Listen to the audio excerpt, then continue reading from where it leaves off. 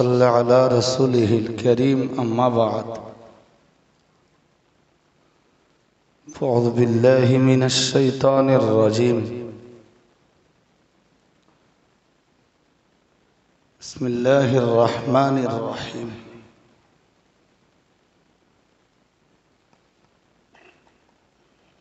فذكر إن نفعت الذكرى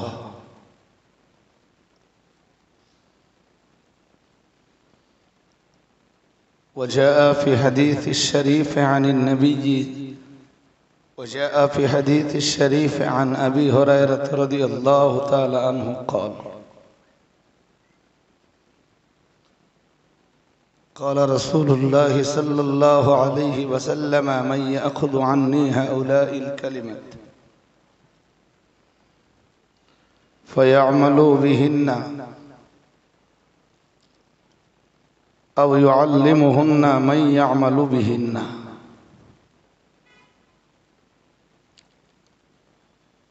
إلى الآخر الحديث আজকের মজলিসের নির্বাচিত সভাপতি সাহেব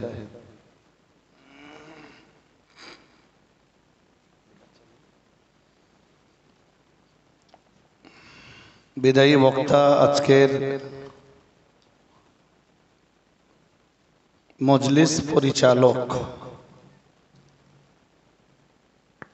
খাদিজা মাদ্রাসার সুপারিনটেন্ডেন্ট মাওলানা আব্দুর রহমান সাহেব, প্রধান অতিথি মাননীয় মুফতি সাহেব হুজুর কেবলা,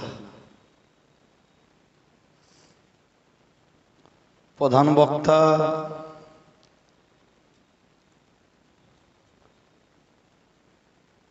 বর্তমান সময়ে বাংলার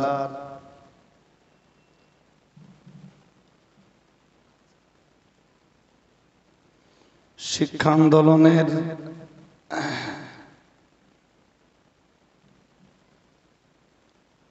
এক সংগ্রামী মাওলানা মুফতি আব্দুল মাতিন সাহেব, বারাকাল্লাহু ফি হায়াতিহিমা, পড়ুন আমিন। সকলে পড়ুন আমিন। সম্মুখে বসা শ্রোতা মণ্ডলী, সম্মানিতা মায়েরা,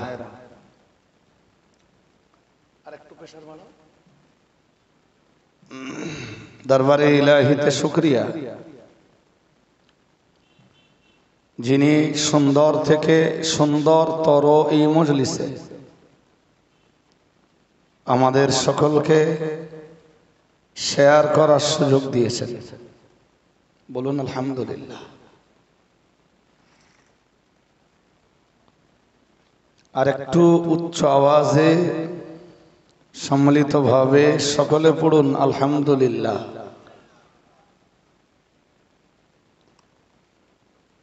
প্রিয় রাসূলের প্রতি আজকের এই ছোট্ট মজলিস মাহফিল থেকে ভক্তিভরা কণ্ঠে আমরা সকলে পড়ি সাল্লাল্লাহু, আমি আওয়াজ ভালো পাইনি আপনাদের, আর একটু আওয়াজ দেন, সাল্লাল্লাহু আলাইহি ওয়াসাল্লাম। যিনি যেখানে পেরেছেন বসেছেন, মজলিসটা ঠিক মানায়নি। আমি একটু অনুরোধ করছি মজলিসটা গুছিয়ে নেন। এই অনুরোধ আমার সকলের কাছে। যদি মনে করেন 1-1.5 ঘন্টা কথা শুনবেন, শুরুতে মোটেই সময় নষ্ট করিনি, জানি সময়ের দাম অনেক।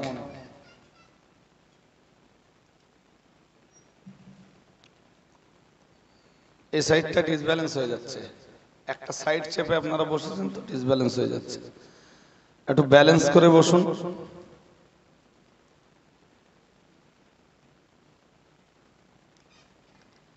আমরা আপাতত একটু ব্যালেন্স করে বসি, তারপরে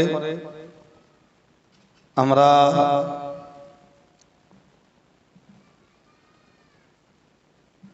পরে যারা আসবেন যার যার মতো বসবেন, বারবার ডাকবো না ভাই, বারবার ডেকে সময় লস করা যাবে।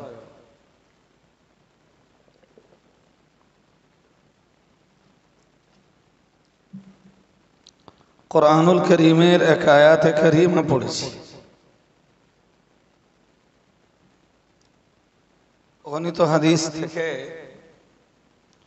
সুনান তিরমিজির ছোট্ট একটা হাদিসের কিছুটা অংশ পড়েছি, আর বাকিটা ওয়াজ করতে করতে পড়ে ফেলবো ইনশাআল্লাহ। মনিটর গুলো বন্ধ করে দাও, যে জেবিএল গুলো ঠিকঠাক চালাও, এই জন্য সাউন্ড ম্যাচিং করতে পারছো না।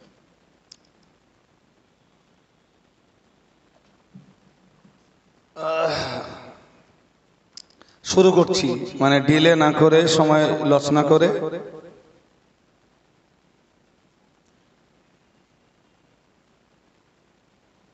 কোরআনুল কারীমে আল্লাহ রাব্বুল আলামিন বলেন, ফাযাক্কির ইন নাফাআতিয যিকরা, ও রাসূল আপনি নসিহত করুন,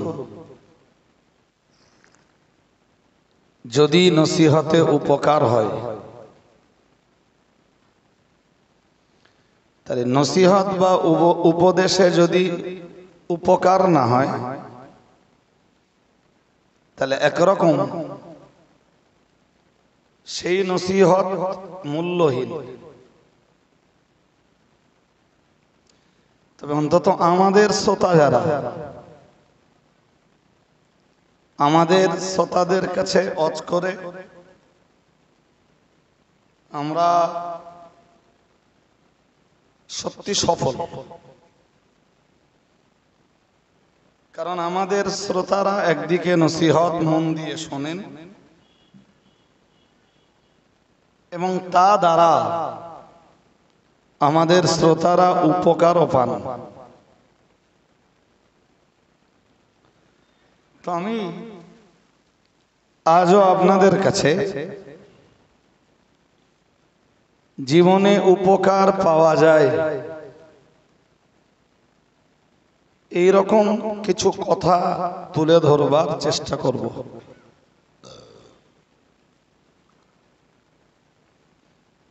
নসিহতের উদ্দেশ্যই হলো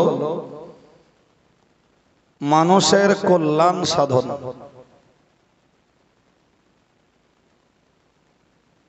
নসিহতের উদ্দেশ্যই হলো মানুষের উপকার করা।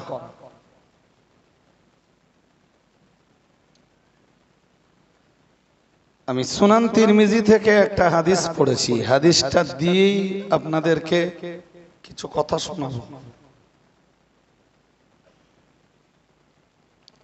হাদিসটা বর্ণনা করেছেন হযরত আবু হুরায়রা।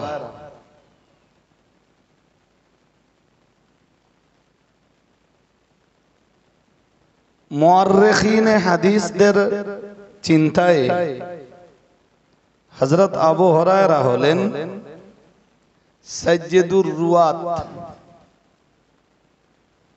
যার বাংলা মানে হলো রাবি সম্রাট। অন্যভাবে হযরত আবু হুরায়রা যত হাদিস বর্ণনা করেছেন, এত হাদিস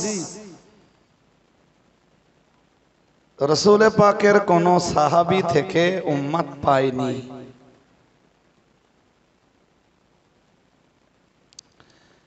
এবং হাদিস বর্ণনার ক্ষেত্রে তিনি সবচাইতে নির্ভরযোগ্য। সুবহানাল্লাহ। তিনি সময় পেয়েছেন মাত্র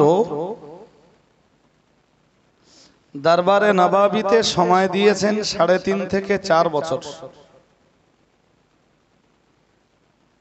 কত? 3.5 থেকে 4 বছর সময় নবীজির দরবারে দিয়ে তিনি হাদিস বর্ণনায় প্রথম স্থান অধিকার করেছেন। সবাই বলেন, বলেন।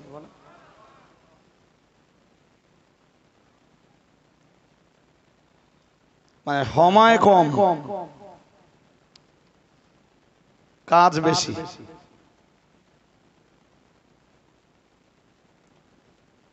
কিছু মানুষ হায়াত পায় কম, কিন্তু স্বল্প হায়াতে আমল করে ফেলে অনেক বেশি। 200 বছর হায়াত পেয়ে লাভ কি হবে যদি আমাল ভালো না হয়? তার চাইতে ভালো আমলের 40 বছর হায়াতের অনেক মূল্য আছে। আর ওটাই হাদিসের ভাষ্য।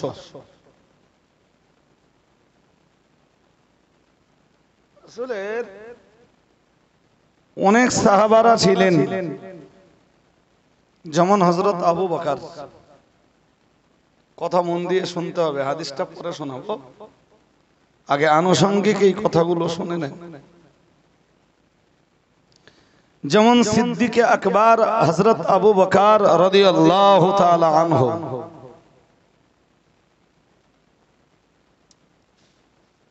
তিনি রাসূলের তামাম জীবনের সঙ্গী।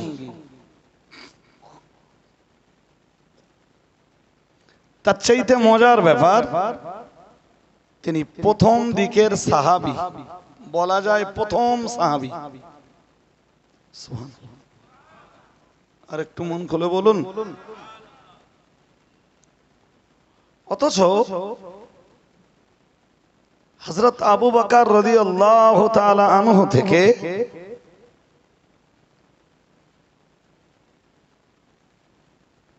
বর্ণিত হাদিসের সংখ্যা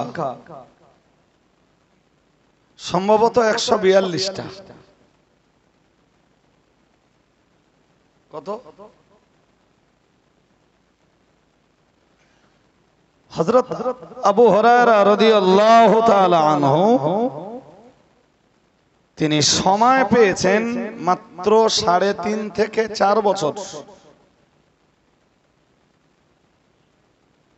আবু হুরায়রা যখন কালেমা পড়ছেন, রাসূলের বয়স তখন 59। কত বলুন? ওই বাদরামিটা বন্ধ করেন আমার কাছে। ওই দুটো তিনটে এক জায়গায় আছে না? এই যে দোস্ত, সহ্য করবো না বলো? আমি সহ্য করার লোক না। আর অর্নিং দেব না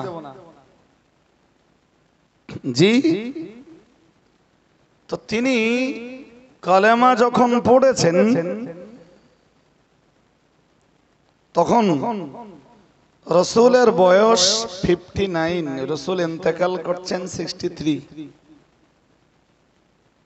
তাহলে আমি 3.5 থেকে 4 বছর বলেছি, ঠিক বলেছি না? হ্যাঁ না জোর করে বলেন, ঠিক বলেছি।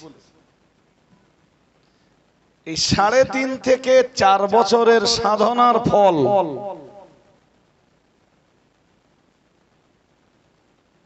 5374টা হাদিস।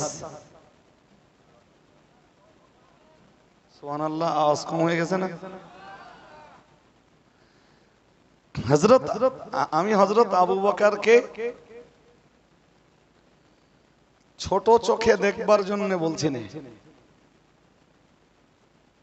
হযরত আবু বকর নিজের মর্যাদার আসনে অধিষ্ঠিত। পরিষ্কার দুনিয়ার আলেমরা লিখেছেন, এবং এটা আহলুস সুন্নাহ ওয়াল জামাতের রায়। আফজালুন নাসি বাদান নবিয়্যিনা আবু বকরিন, যার বাংলা মানে হলো তামাম দুনিয়ার নবী রাসূলদের পরে সবচাইতে সম্মানীয় ব্যক্তি হলেন হযরত আবু বকর। আর একটু মন খুলে বলুন।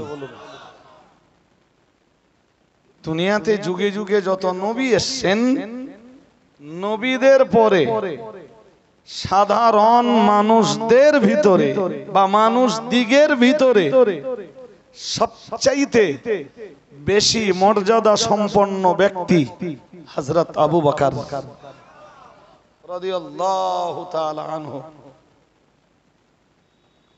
আমি আজকে হুজুরের ফজিলত বলতে বসিনি, মিন্স হযরত আবু বকর রাদিয়াল্লাহু তাআলা আনহুর জীবনের মর্যাদা তুলে ধরতে বসিনি। আমার একটা আলাদা টার্গেট আছে, কিন্তু এটা ঠিক যে হযরত আবু বকর রাদিয়াল্লাহু তাআলা আনহু থেকে বর্ণিত হাদিসের সংখ্যা মাত্র 142 কত? কেন? যে মানুষটির তামাম জীবন রাসূল পাকের সঙ্গেই কেটেছে, যে মানুষটি তামাম জীবন রাসূল পাকের ছায়া সঙ্গী, তার বর্ণিত হাদিসের সংখ্যা এত কম কেন? তার রিওয়ায়াতকৃত হাদিসের সংখ্যা এত কম হলো কেমনে?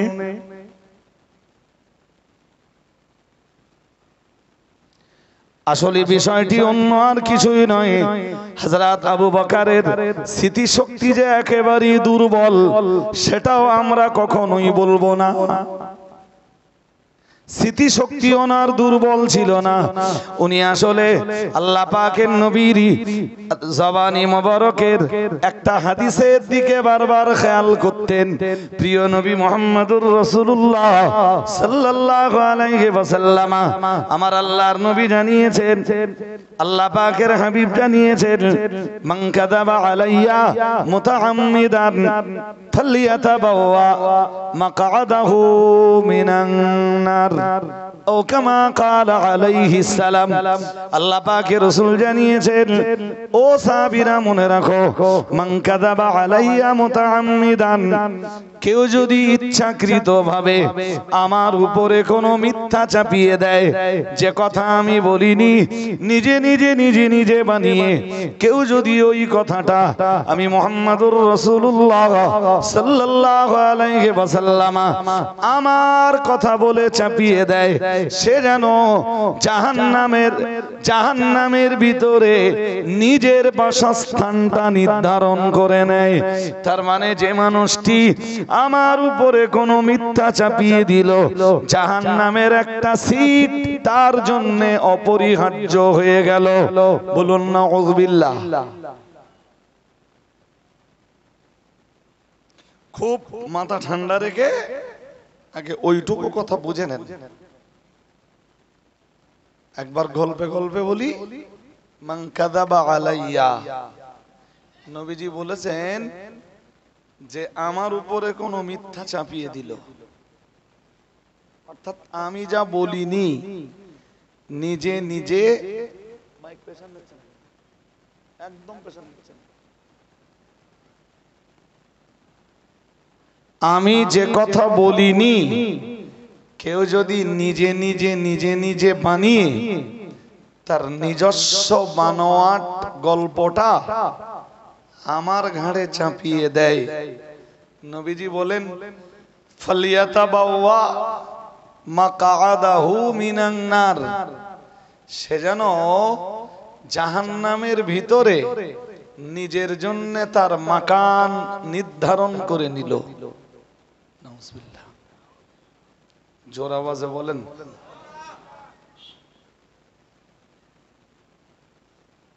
যেটা আজকের সমাজে বিপুল চলছে, তথাকথিত আলেম নামের এক শ্রেণীর জাহেলদের দ্বারাতে। তারাই আবার কখনো আমারে বলে মূর্খ, কখনো মুফতি সাহেবের নামে দেয় জাহেল।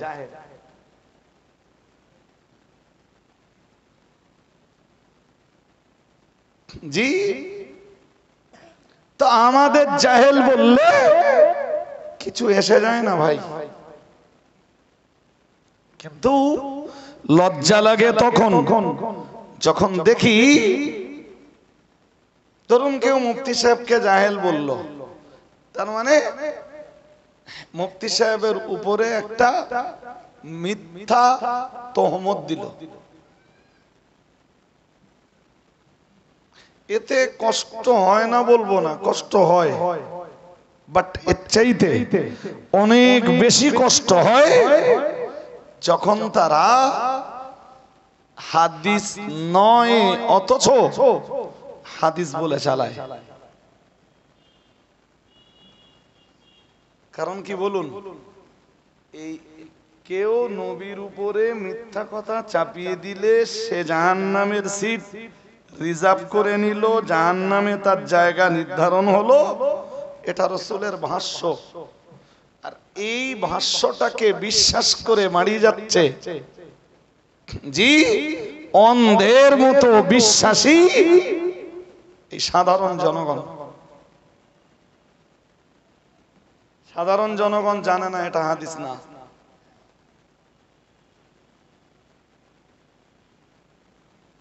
এই জনগণের উপায় কি?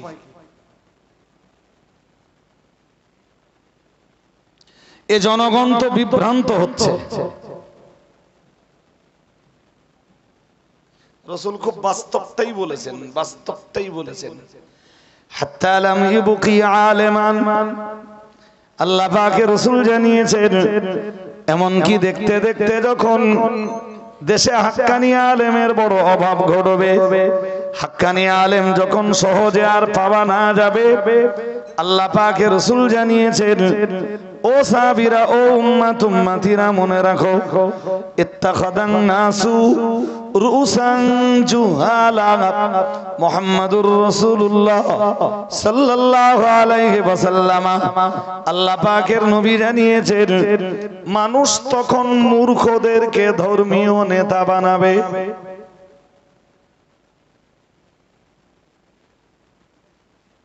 চোখ মেলে দেখছি ১৫০০ বছর আগের রাসূলের কথাটাই সত্য। শুধু সত্য নয়, অতি সত্য। আর রাসূলের কথা সত্য হওয়ারও ছিল। আল্লাহ পাকের নবী জানিয়েছেন ইত্তাখাযান নাসু রুসান জুহালা, আল্লাহ পাকের হাবিব জানিয়েছেন ওরা মূর্খদেরকে ধরে ধরে ধর্মীয় নেতা বানাবে। কারণ আলেমদের নসিহত কোরআন আর হাদিসের প্রকৃত অর্থে আলেমের নসিহতের সামনে ওরা টিকতে পারবে না। আলেমের নসিহতের কাছে ওদের পাপগুলো, ওদের অপরাধগুলো যখন ধরা পড়বে, ওরা হাক্কানি আলেমদেরকে তখন জঞ্জাল মনে করবে। আর এটাই হয় যুগে যুগে। কি হয়? কোরআন দিয়ে যারা ওয়াজ করে, হাদিস দিয়ে যারা ওয়াজ করে, তাদের ওয়াজের কাছে দেশের অপরাধীর দল তাদের ওয়াজের কাছে ধরা পড়ে। কারণ কোরআন সব সময় সত্যটাকে জাহের করে, হাদিস সব সময় সত্যটাকে জাহের করে। বুঝতে আপনাদের অসুবিধা হচ্ছে, আমি সাদা বাংলায় বুঝিয়ে দেই। বলুন, রাসূলুল্লাহ যখন মক্কায় এসেছেন তখন মক্কা, মদিনা, হেজাজ, তয়েফ, রিয়াদ, জেদ্দা, হাদারমাউত সহ টোটাল সৌদির যতগুলো সিটি বা শহর, নগর, গ্রাম যা ছিল সব পাপের অন্ধকারে ডুবে ছিল। তো হ্যাঁ না বলেন? হ্যাঁ। তা রাসূলুল্লাহ এই পাপের অন্ধকারকে দূর করেছেন কোরআন আর হাদিসের আলো দিয়ে। সুবহানাল্লাহর আওয়াজ হয়নি বলো। কি দিয়ে? জোর করে বলে না, কি দিয়ে? কোরআন হাদিসের আলো দিয়ে এই টোটাল পাপের অন্ধকারকে রাসূল দূরে হটিয়ে দিয়েছেন। তাই তো না? অসুবিধা হচ্ছে বুঝতে? হ্যাঁ, এবার বলুন, আজও সমাজে হাক্কানি রব্বানি আলেম যারা আছে, তখন তারা যখন কোরআন আর হাদিসের আলো সমাজের মানুষকে দিতে যাবেন, জি, এক শ্রেণীর মানুষ যারা হাক্কানি আলেমদেরকে ভালোবাসে, তাদের ছত্র ছায়ায় এসে তারা কোরআন আর হাদিসের আলোতে ভালো মানুষের মতো জীবন গঠন করবেন। তথাকথিত যুগের আবু জাহেলের দলের লোক যারা কোরআন আর হাদিসের আলো পাবার পরেও তারা জি বিদ্বেষিকতায় মত্ত হয়ে উঠবে। যা আবু জাহেল করেছিল, যা উতবা করেছিল, যা আবুল আহাব করেছিল, যা সায়েবা করেছিল, যা ওয়ালিদ বিন মুগিরা করেছিল, যা আস ইবনে ওয়াইল করেছিল, যা আবুল আসওয়াদ ইবনে কালদা করেছিল, যা করেছিল নাদার বিন হারেস, সত্যের আলো তাদের সহ্য হয়নি, কোরআনের এই আলো তাদের সহ্য হয়নি, হাদিসের এই আলো তাদের সহ্য হয়নি। সুতরাং যার মুখ দিয়ে কোরআন আর হাদিসের এই আলোগুলো বার হচ্ছে, তার প্রতি শত্রুতা করো, তার প্রতি দুশমনী করো। এ নীতি ছিল আবু জাহেলের, এ নীতি ছিল আবুল আহাবের, উতবা, সায়েবা, রাবিয়ার মতো মক্কার গ্রেট শয়তানদের। আজও যাদের মুখ দিয়ে কোরআন বার হয়, যাদের জবান দিয়ে রাসূলের সেই হাদিসগুলো বার হয়, জি, এরপরেও কোরআন হাদিস বার হওয়া মানুষগুলোর এগেইনস্টে যারা দুশমনি করে, এরা যে সেই আবু জাহেলের দলের লোক, উতবা, সায়েবা, রাবিয়ার দলের লোক, এতে সন্দেহ আছে? সুতরাং কোরআন হাদিসের আওয়াজে যখন তারা ঘের খাবে, হাক্কানি আলেমদের থেকে মুখ ফিরিয়ে এমন জিনিস খুঁজে বেড়াবে যার কাছে গেলে তারা ধরাটা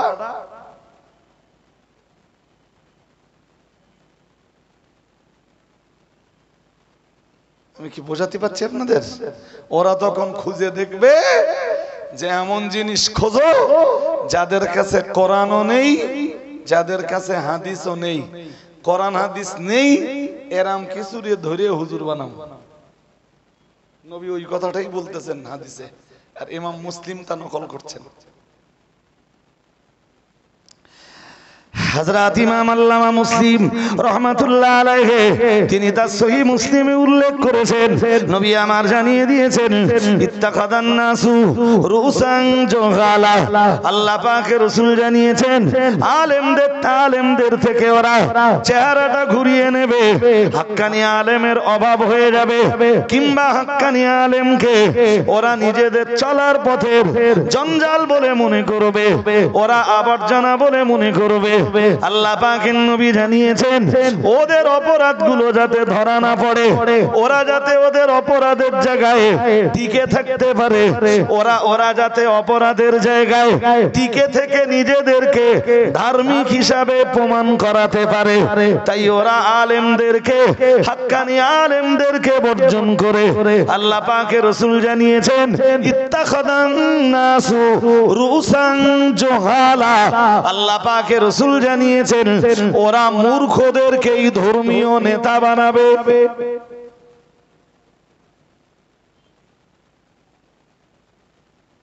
যা আজকের যুগে এসে ফুলফিল মিলে যেতে দেখছি, হচ্ছেও তাই। মূর্খ ধর্মীয় নেতা, কিচ্ছু জানে না, ধর্মীয় নেতা। কি আছে? গজল আছে, কি আছে? সুর আছে, কি আছে? আওয়াজ আছে, কি আছে? হাসি ঠাট্টা বিদ্রুপ তামাশা আছে। হুজুর কি পারবে? তা শ্রোতাদের হাসির খোরাক দিতে পারবে। কি পারবে? স্টেজটাকে রঙ্গমঞ্চ বানাতে পারবে। হুজুর কি পারবে? মানুষকে আনন্দ দিতে পারবে। চলো, টাকা 10,000-এর জায়গায় 15,000 চাইলেও দেবো। এই তো চলছে। এই তো সমাজের বাস্তব চিত্র। তারা কাইম সাহেবের কাছে যাবে না, হিসাব কষে রেখে দিয়েছে। কাইম সাহেবের কাছে গেলে কাইম সাহেবের ভিতরে লুকিয়ে থাকা কোরআন আর হাদিসের আয়নায় ধরা পড়ব।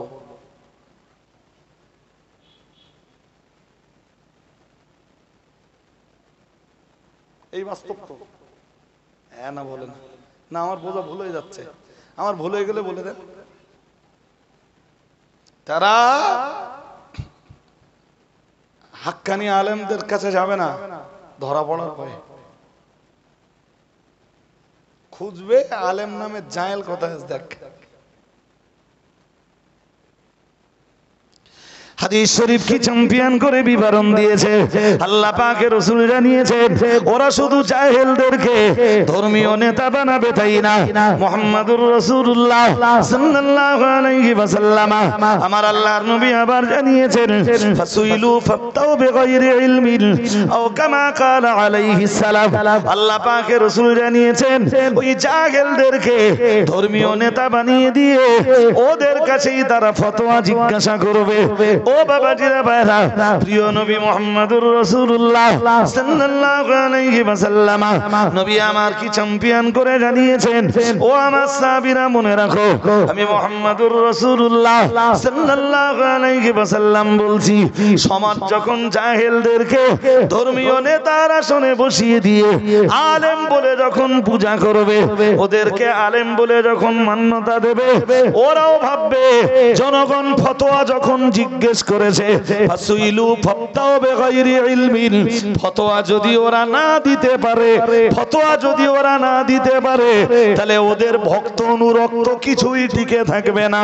অগাত্তা আল্লাহ পাকের রাসূল জানিয়েছেন ফাসুইলু ফাতাও বিগাইরি ইলমিন, আল্লাহ পাকের হাবিব জানিয়েছেন জ্ঞান ওদের থাকবে না, এরপরেও ওরা ফতোয়া দেবে। ফতোয়া না দিলে চেয়ার বাজবে না, ফতোয়া না দিলে আসন বাজবে না, ফতোয়া না দিতে পারলে দাওয়াত হবে না, ফতোয়া না দিতে পারলে ভক্ত থাকবে না। ভক্ত যখন আমার মতো জাহেলকে আলেমের আসনে বসিয়েছে, তাহলে ফতোয়া আমাকে দিতেই হবে। আল্লাহ পাকের রাসূল জানিয়েছেন ফাতাউ বিগাইরি ইলমিন, জ্ঞান ওদের থাকবে না, এরপরও ওরা ফতোয়া দেবে। আল্লাহ পাকের রাসূল জানিয়েছেন ও আমার সাহাবীরা, ও উম্মত উম্মতিরা মনে রাখো, আমি মুহাম্মদুর রাসূলুল্লাহ সাল্লাল্লাহু আলাইহি ওয়াসাল্লাম আমি আল্লাহ পাকের নবী বলছি ফাতাউ বিগাইরি ইলমিন ফাদাল্লু ওয়া আদাল্লু। আল্লাহ পাকের নবী জানিয়েছেন ওরা নিজেরা ভুল ফতোয়া দিয়ে নিজেরা তো বিভ্রান্ত হবে, নিজেরা তো বিপদগামী হবে, নিজেরা তো পথহারা হবে। আর আমি মুহাম্মদুর রাসূলুল্লাহ সাল্লাল্লাহু আলাইহি ওয়াসাল্লাম বলছি ওরা ওদের অনুসারীদেরকেও বিপদগামী বানাবে। নাউজুবিল্লাহ। একটু জোর করে বলেন। পুরোপুরি মিলতেছে না? একটু একটু। এই বাচ্চাগুলো খেলার জায়গা না তো, একদম চলবে না, একদম চলবে না। হয় বসাতে হবে আর নইলে ওরা এখানে থাকবে না।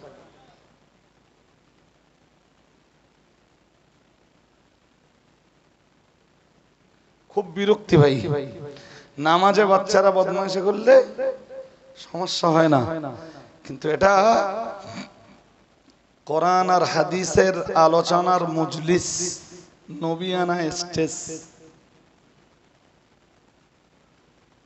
সুতরাং প্রত্যেকটা কথা মেপে মেপে বলতে হবে। আরে আমাদের কথাবার্তা আবার ধরার জন্য না এক শ্রেণীর লোক ওত পেতে বসে আছে, নেই? হ্যাঁ, 2 ঘন্টায় কত মিসম্যানেজ হতে পারে, মিস্টেক হতে পারে, তারা না, ওরা মানুষ তো।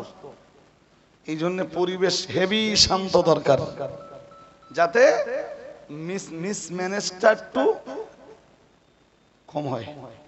যাক যাক, যতটা পারছি চেষ্টা করছি আপনাদেরকে কোরআন হাদিসের মানদণ্ডে বোঝানোর। বাস্তবটা একদম তাই দেখতেছে।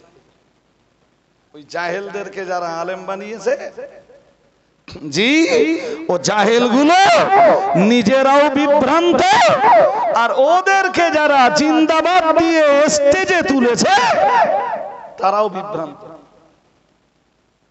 তারা বিভ্রান্ত হওয়ার জন্যই ওদের কাছে গেছে। হাদিস তার দলিল। যদি বলেন কোথায় আছে, এক হাদিসে এসেছে, নবীজি বলেন মানি বিত্তাগাল হুদা বিগাইরিল কোরআন। আল্লাহ পাকের রাসূল জানিয়েছেন, কেউ যদি এমন কোন জায়গায় হেদায়েতের সন্ধান করে যে জায়গায় কোরআন নেই, মুহাম্মাদুর রাসূলুল্লাহ সাল্লাল্লাহু আলাইহি ওয়াসাল্লাম আমার আল্লাহর নবী জানিয়ে দিয়েছেন, মানি বিতাকাল হুদা বিগাইরিল কোরআন। আল্লাহ পাকের রাসূল জানিয়েছেন, ও আমার সাহাবীরা মনে রাখো, ও উম্মতিরা মনে রাখো, আমি আল্লাহ পাকের রাসূল বলছি, মানি বিতাকাল হুদা। আল্লাহ পাকের হাবিব জানিয়েছেন, কেউ যদি হেদায়েতের সন্ধান করে বেগাইরিল কোরআন, এমন কোন জায়গায় যে, এমন কোন দরবারে যে, এমন কোন ব্যক্তির কাছে যে ব্যক্তির কাছে আদৌ কোরআন নাই, আল্লাহ পাকের নবী জানিয়েছেন, এমন কোন ব্যক্তির কাছে যদি কেউ হেদায়েতের সন্ধান করে যে আসলে কোরআন বোঝে না, কোরআন বোঝানোর মতো যোগ্যতা যার নেই, যার কাছে কোরআনুল কারীমের আলো নেই, আল্লাহ পাকের নবী জানিয়েছেন, মানি বিতাগাল হুদা বিগাইরিল কোরআন আদাল্লাহুল্লাহ আও কামা ক্বালা আলাইহিস সালাম। দয়ার নবী মুহাম্মদুর রাসূলুল্লাহ সাল্লাল্লাহু আলাইহি ওয়াসাল্লাম আমার আল্লাহর নবী জানিয়ে দিয়েছেন, আল্লাহ পাকের হাবিব জানিয়েছেন, ওই মানুষগুলোকে আল্লাহ দায়িত্ব নিয়ে তখন বিপদগামী বানিয়ে দেয়। নাউজুবিল্লাহ বলুন, একটু জোর করে বলুন। কথা বুঝতে পারেননি? বুঝতে, কথা বুঝলে চোখ মুখের চাউনি একরকম হয়, আর না বুঝলে চোখ মুখের চাউনি আর রকম হয়। আমার চোখ বন্ধ না, আমার চোখ খোলা। কথা বুঝতে পারেননি? তা আগের কথাটা আগে বোঝেন, পরের কথাটা পরে বুঝবেন। আগের অংশটা কি বলেছি বলেন দিন। কেউ যদি এমন কোথাও হেদায়াতের সন্ধানে যায়, এদিক ওদিক মন দিলে একদম বুঝবেন না, এক চিলতা চোখ এদিক ওদিক যাবে না, গেলে বুঝবেন না কথা। কেউ যদি হেদায়াতের জন্যে এমন কোন জায়গাতে যায়, এমন কারোর কাছে যায়, এমন কোন দরবারে যায়, যার কাছে, যেখানে, যে দরবারে বেগাইরিল কোরআন সব আছে, কোরআন নেই। সব আছে কি নেই? জোর করে বলেন কি নেই? এমন দরবারে যদি যায়, রাসূলুল্লাহ বলছেন, এই পর্যন্ত বুঝেছেন, পরের অংশ বোঝেন এবার। নবীজি বলতেছেন, আল্লাহ তখন তাকে দায়িত্ব নিয়ে বিপদগামী বানিয়ে দেয়। আল্লাহর দায়িত্ব ওটা, ওরে বিপদগামী বানিয়ে দেওয়া। কারণ ও মাল যে দরবারে কোরআন নেই সেখানে যাচ্ছে বিপদগামী হওয়ার জন্য না সুপথ পাওয়ার জন্য? জোর করে বলতেছেন না কেন? সুপথ দিতে পারে একমাত্র কে? সুপথের সন্ধান দিতে পারে একমাত্র কোরআনুল কারীম। আল্লাহ পাকের কোরআন জানিয়েছে, মহান আল্লাহ ইরশাদ করেছেন, শাহরু রমাদান আল্লাযী উনজিলা ফীহিল কোরআন। মহান আল্লাহ জানিয়েছেন, আল্লাহ পাক রব্বুল আলামিন জানিয়েছেন, রমজান মাস। ও বাবাজিরা ভাইরা, যদি ওর আগে অনেক প্রেক্ষাপট রয়েছে, আমি সেই প্রেক্ষাপটগুলো আর তুলে ধরতে চাইছি না, শুধু বিষয়বস্তু বুঝিয়ে দিতে চাইছি। আমার আল্লাহ পাক জানিয়েছেন, শাহরু রমাদান, শাহরু রমাদান। আল্লাহ পাক রব্বুল আলামিন জানিয়েছেন রমজান মাস। আমরা জানো বললাম আল্লাহ রমজান মাসে কি হয়েছে? আল্লাহ পাক রব্বুল আলামিন বললেন, আল্লাযী উনজিলা ফীহিল কোরআন। আল্লাহ পাক রব্বুল আলামিন বললেন, রমজান মাসে কোরআন নাযিল করা হয়েছে। আরেকটু মন খুলে বলেন। সূরা বাকারার 182, 83, 184 সম্ভবত, দ্বিতীয় পারা সম্ভবত বলছে 184 নম্বর আয়াত। আল্লাহ কি বললেন? শাহরু রমাদান, রমজান মাস। কোন মাস? আসতেছে, আসতেছে না? ইমানদার রুখতেছে রোজা রাখবার জন্য, ইমানদার সব বলতেছে আই এম রেডি, আসলেই শুরু, আসলেই। আল্লাহ বললেন রমজান মাস, ঈমানওয়ালারা যেন জিজ্ঞেস করলো আল্লাহ রমজান মাসে কি হয়েছে? আল্লাহ বললেন উনজিলা ফীহিল কোরআন, রমজান মাসে জানো না তোমরা কোরআন নাযিল হয়েছে। আরেকটু, এই জন্য রমজান মাসে কোরআনের সাথে যত বেশি সম্পর্ক রাখা যায়, আমি কি বোঝাতে পারছি আপনাদের? যত বেশি কি করা যায় সম্পর্ক, কিসের সাথে? যত বেশি কোরআনের সাথে তাল্লুক রাখা যায়, কারণ রমজান মাস কোরআনুল কারীমের মাস। ও তো বলতেছেন আল্লাহ, আমি বলবো কেন? শাহরু রমাদান আল্লাযী উনজিলা ফীহিল কুরআন। আমরা যেন বললাম আল্লাহ রমজান মাসে আপনি কোরআন নাযিল করেছেন, তো আল্লাহ কোরআন এত গুরুত্বপূর্ণ কেন? আল্লাহ আল্লাহ বলেন জানো না কেন? হুদাল লিন্নাস। সবাই বলেন সুবহানাল্লাহ, আরো আওয়াজ দিয়ে বলেন। আল্লাহ পাক রব্বুল আলামিন বললেন জানো না বান্দা তোমরা আসলে কোরআন কেন এত গুরুত্বপূর্ণ, আর যে মাসে আমি কোরআন নাযিল করেছি ওই মাসটাই কেন গুরুত্বপূর্ণ? আল্লাহ পাক রব্বুল আলামিন বললেন ওই মাস গুরুত্বপূর্ণ এর কারণ আমি ওই মাসে কোরআন নাযিল করেছি, আর কোরআন এজন্যই গুরুত্বপূর্ণ। আল্লাহ পাক রব্বুল আলামিন বললেন কোরআন পৃথিবীর একমাত্র কিতাব যে কিতাবটা মানব জাতিকে তামাম পৃথিবীর মানুষকে, সমগ্র মানব জাতিকে হেদায়াতের সন্ধান দিতে পারে। আর একটু মন খুলে বলেন, আমি বলছি না কোরআন বলছে? কোরআন বলছে তো। এবার বলেন কারোর দরবারে কারোর কাছে গেলে যদি কোরআন না থাকে, ওখানে গেলে হেদায়াত পাওয়া যাবে না দলালাত পাওয়া যাবে? হেদায়াতের বিপরীত শব্দ দলালাত, শুনছেন নাকি? হ্যাঁ, হেদায়াতের বাংলা সুপথ, হেদায়াতের বাংলা কি? সুপথ। আর দলালাতের বাংলা কুপথ। তা যেই দরবারে কোরআন নেই, যেই ব্যক্তির কাছে কোরআন নেই, কেউ যখন ওই ব্যক্তির কাছে যাচ্ছে ও সুপথ পাবে না কুপথ পাবে? ও কি সুপথ পাওয়ার জন্য যাচ্ছে? যাচ্ছে না।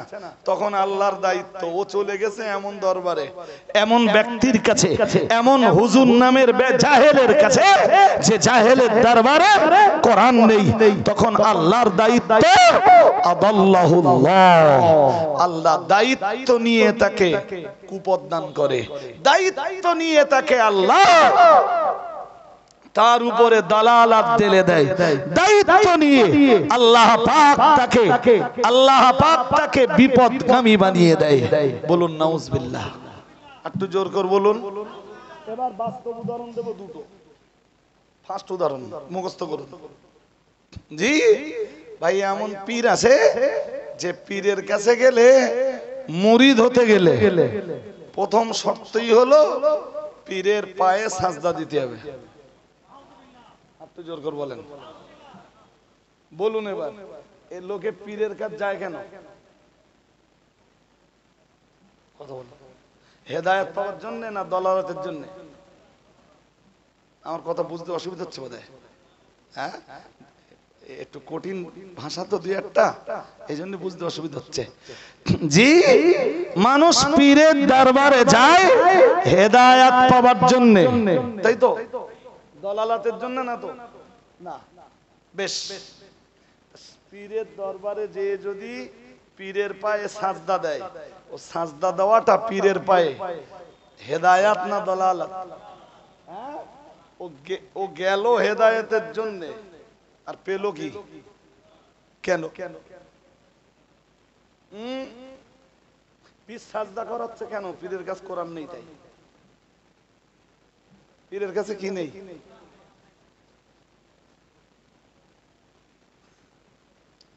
হাজার হাজার টাকা দিয়ে গ্রামে জলসা দেওয়া হবে। ও বাবাজিরা ভাইরা, সেই মজলিসে কোরআন বললেওয়ালা, হাদিস বললেওয়ালা, হাক্কানি কোন আলেমকে দাওয়াত করা হবে না। ধরে ধরে ধরে ধরে জাহেলদেরকে স্টেজে তুলে দেওয়া হবে। জাহেলরা বক্তৃতা করবে। জাহেল কোরআন বোঝে না, কোরআনের তাফসীর বোঝে না, তাফসীরের মূলনীতি বোঝে না, তাফসীরের উসুল বোঝে না। ও বাবাজিরা ভাইরা, আরবি ডিকশনারির উপরে কোনো যোগ্যতা নেই, কোনো দক্ষতা নেই।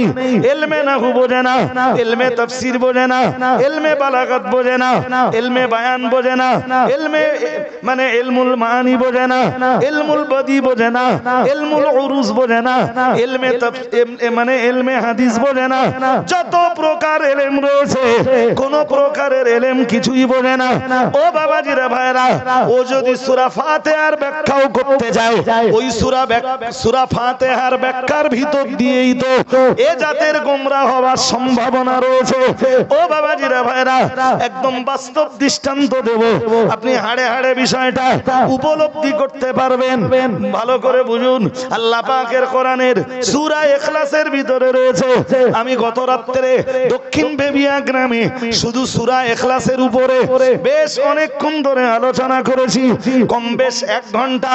ও বাবাজিরা ভাইরা, সূরা ইখলাসের আলোচনা করতে করতে বলেছি, আল্লাহ পাক রব্বুল আলামিন तमाम কোরআনের ভিতরে যত সূরা নাযিল করেছেন, আল্লাহ পাক রব্বুল আলামিন নিজে সবচাইতে বেশি পরিচয়টা তুলে ধরেছেন সূরা ইখলাসের ভিতরে। মহান আল্লাহ সূরা ইখলাস দিয়ে নিজের পরিচয়টা বান্দা বান্দীদের কাছে ব্যক্ত করেছেন, যাতে বান্দা বান্দী আল্লাহর সঙ্গে পরিচিত হতে পারে, আল্লাহকে চিনতে পারে, আল্লাহর ইবাদত করতে পারে, আল্লাহর জন্য সাজদা দিতে পারে, আল্লাহর জন্য তাসবিহ তেলাওয়াত করতে পারে, আমার আল্লাহর রেজামন্দির জন্য তাকবীর তাসবিহ তাকদিস করতে পারে। ও বাবাজিরা ভাইরা, গভীরভাবে বুঝবার ব্যাপার। আমি গত রাত্রেও বলেছি, আজও বলছি, আজও এই মজলিসে বলছি, এবং আমার সামনে ওপেন ক্যামেরা মহান আল্লাহ নিজের পরিচয় দিতে যে সূরা ইখলাসের ভিতরে বললেন, কুল, হে রাসূল আপনি বলুন, হুয়াল্লাহু আহাদ, তিনি আল্লাহ এক, একক, লা শারীক। যদিও এই অংশগুলোর তাফসীর করার মতো অবকাশ আজ আমার নেই, তাফসীর বলবার মতো ধৈর্য আমার নেই, শুধু সার কথাগুলো শুনিয়ে দেই। মহান আল্লাহ বললেন, হে রাসূল আপনি বলুন, কুল হুয়াল্লাহু আহাদ, তিনি আল্লাহ এক, একক, লা শারীক, লা দিদ্দা লাহু ওয়ালা নিদ্দা লাহু ওয়ালা মিসলা লাহু ওয়ালা শাবিহা লাহু ওয়ালা নাদিরা লাহু। এটাই হলো तमाम দুনিয়ার আহলুস সুন্নাহ ওয়াল জামাতের আকীদা। এইগুলো আলাদা আলাদা করে আজ আমার বোঝানোর মতো অবকাশ নেই। মহান আল্লাহ পরেই বললেন, আল্লাহুস সামাদ, আমার আল্লাহ হলেন বেনিয়াস, আমার আল্লাহ হলেন অমুখাপেক্ষী। না না না না না, আমার আল্লাহ কারোর মুখাপেক্ষী নন, সবাই আমার আল্লাহর মুখাপেক্ষী। तमाम মখলুক আমার আল্লাহর মুখাপেক্ষী, আমার আল্লাহ কারোর মুখাপেক্ষী নন। ও বাবাজিরা ভাইরা, এজন্যই তো মহান আল্লাহ অন্য আয়াতে কারিমায় জানিয়েছেন, ইয়া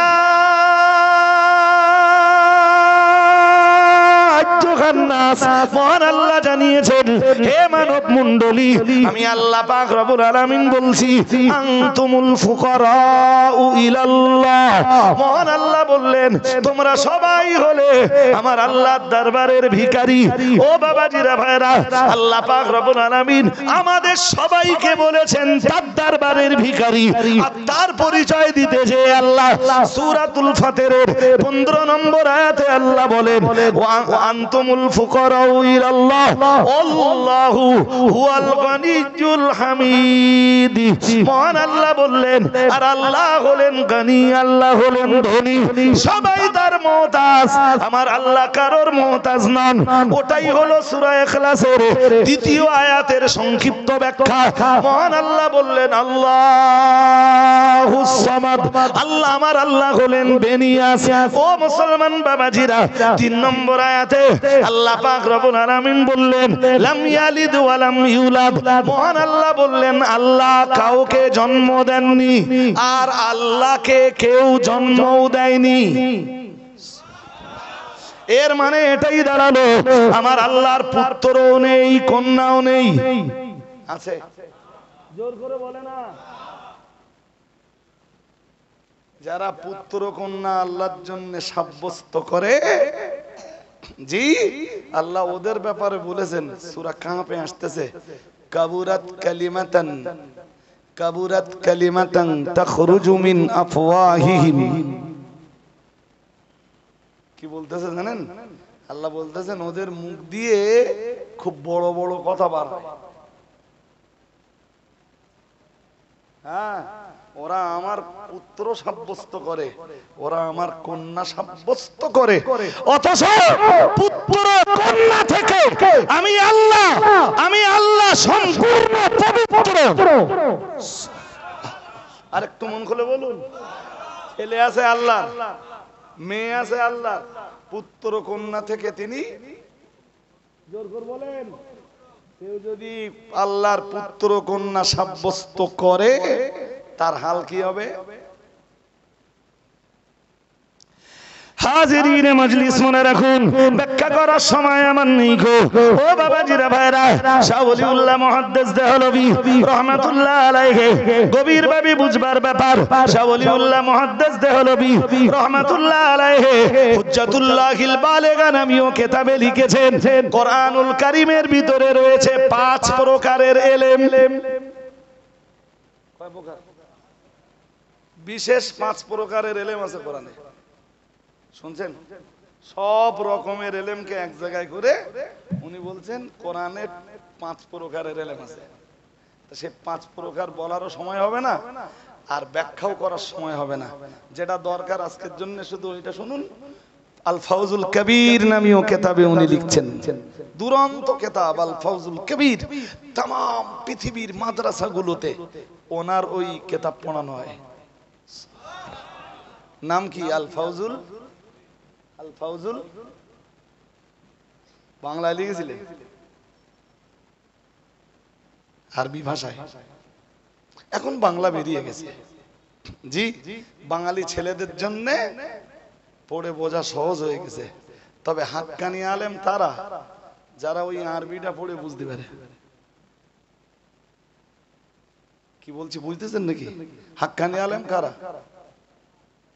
হ্যাঁ, এই মুফতি সাহেব কোন কালে পড়েছে তার ঠিক ঠিকানা নাই। ওই কিতাব ওই আল ফাউজুল কবির কোন কালে নিজে পড়েছেন মুফতি সাহেবই জানেন। এখনো আল ফাউজুল কবিরের ক্লাসে বসিয়ে দিলে যে কোনো পৃষ্ঠা খুলে দিলে হুজুর পড়াতে পারে। আলহামদুলিল্লাহ বলুন, আলহামদুলিল্লাহ। জি, হুজুরের যদি এরপরেও কেউ জাহেল বলে তাহলে তার জাহালাত ফাঁস করে দেওয়ার দায়িত্ব কার? আমার কথা বুঝিনি। তার মূর্খতা, তার অজ্ঞতা, তার জাহালাতিটা ফাঁস করে দেওয়ার দায়িত্ব কার? মাঝে মাঝে দেয় কিনা এবার দেখেন কি সুন্দর করে আল্লাহ বললেন লাম ইয়ালিদ। ওটা তো বলাই হয়নি। ওই 5 প্রকার ইলমের ভিতরে এক প্রকারের ইলম হলো আল ইলমুল জিদাল, ঝগড়া বাঁধানোর ইলম। কথা বুঝিনি। কোরআনের এক প্রকার ইলমই আছে কিসের জন্য? ঝগড়া করো। শুনছেন না? বোধহয় বুঝতেছেন না। আপনি বলবেন হুজুর কোরআনে আবার ঝগড়ার কথা থাকতে পারে। আরে ঝগড়া না করে যুগে যুগে ইসলাম কায়েম হয়নি।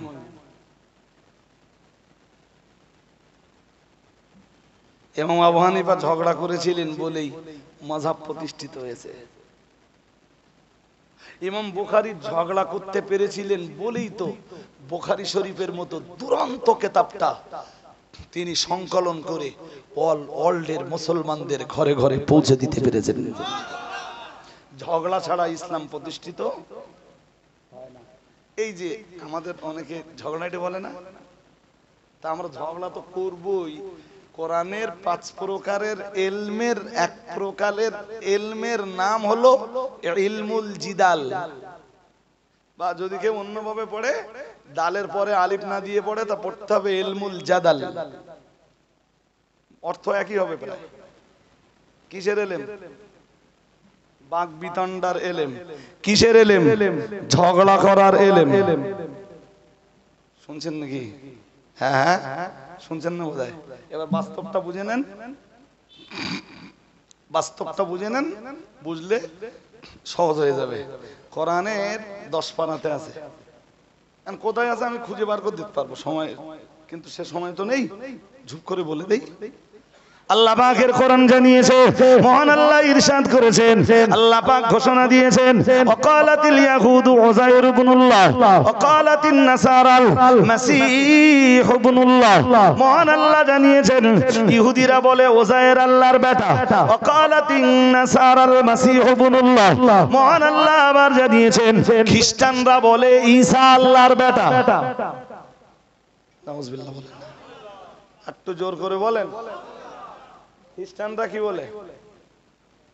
কাকে বলে? ঈসাকে। আর ইহুদিরা কি বলে? ভুলে গেছেন, মন দিয়ে শোনেননি। ওয়াকালাতিল ইয়াহুদু উযাইর ইবনুল্লাহ ওয়াকালাতিন নাসারাল মাসীহ ইবনুল্লাহ। মহান আল্লাহ জানিয়েছেন, ইহুদিরা বলে উযাইর আল্লাহর বেটা, আর খ্রিস্টানরা বলে হযরত নবী ঈসা আলাইহিস সালাম আল্লাহর বেটা। বলুন নাউযুবিল্লাহ। খ্রিস্টানরা এটাও বলে, ওয়া ইন্না উম্মাহু লাসাহিবাতুল্লাহ। খ্রিস্টানরা এটাও বলে হযরত নবী ঈসা আলাইহিস সালামের মা আল্লাহর বিবি। একটু জোর করে বলেন। এটা এমনি এমনি প্রতিহত হবে না, ঝগড়া করতে হবে। ওই ঝগড়ার জন্য আল্লাহ কোরআনের সূরা ইখলাস নাযিল করে দিলেন। আমার কথা বুঝতেছেন না? যদি না বোঝেন তাহলে আরেকটা আয়াত,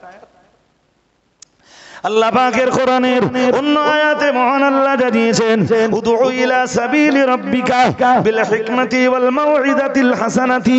উদউ ইলা সাবিলি রাব্বিক বিল হিকমাতি ওয়াল মাউইযাতিল হাসানাতি ওয়াজাদিলহুম বিল্লাতী হিয়া আহসান।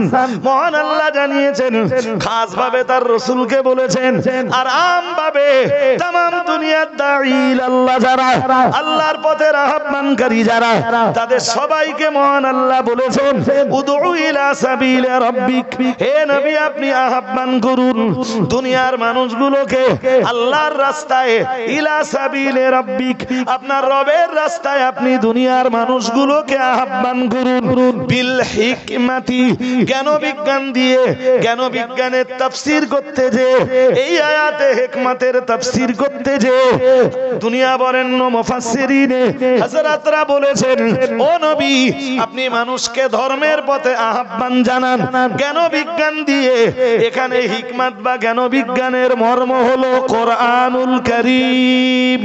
ও নবী, আপনি কোরআন দিয়ে মানুষকে ধর্মের দিকে আহ্বান জানান। পরে আবার বললেন, ওয়াল মাউইদাতিল হাসানা, সুন্দর সুন্দর উপদেশ দিয়ে, নসিহত দিয়ে মানুষকে আপনি ধর্মের দিকে আহ্বান জানান। ও মুসলমান বাবাজিরা, 3 নম্বরে মহান আল্লাহ বললেন, ও নবী, জ্ঞান বিজ্ঞান দিয়ে ডাকবার পরেও মানুষকে যদি পথে না ফেরানো যায়, সুন্দর সুন্দর নসিহত দিয়ে মানুষকে যদি রবের পথের পথিক না বানানো যায়, আমি আল্লাহ পাক রব্বুল আলামিন আপনাকে 3 নম্বরের অপশনটা দিলাম, ওয়াজাদিলহুম বিল্লাতী হিয়া আহসান। মহান আল্লাহ বললেন, নবী, ওদের এগেইনস্টে আপনি উত্তম পদ্ধতিতে ঝগড়া করুন। ঝগড়া করতে বলেছি বলে এ তো আমার কথা নাকি, কোরআনে আছে। কোথায় আছে? হাফেজরা বলতে পারবে। 14 পারা শেষ পৃষ্ঠা, সূরা সূরা সূরা নাল, সূরা শুনছেন? কোরআনে আছে। আল্লাহ কি সুন্দর করে বলতেছেন, 3টে রাস্তা দিচ্ছেন। কটা? আরে বাবা, কটা? মানুষকে রবের দিকে ডাকবার জন্য রাস্তা কটা দিচ্ছেন? 3টে। প্রথমটা কি? কোরআন দিয়ে ডাকুন। হিকমতের তাফসীর হলো কোরআন। হিকমতের তাফসীর, হিকমতের আরো তাফসীর আছে, ওই তাফসীর আজকে বলার সময় আমার না। পার্টিকুলার যেই দিন ওই আয়াত নিয়ে ওয়াজ করব, ওই তাফসীর সেই দিন শুনবেন। আজকে যেটা দরকার মূলত সেইটা জেনে নেন।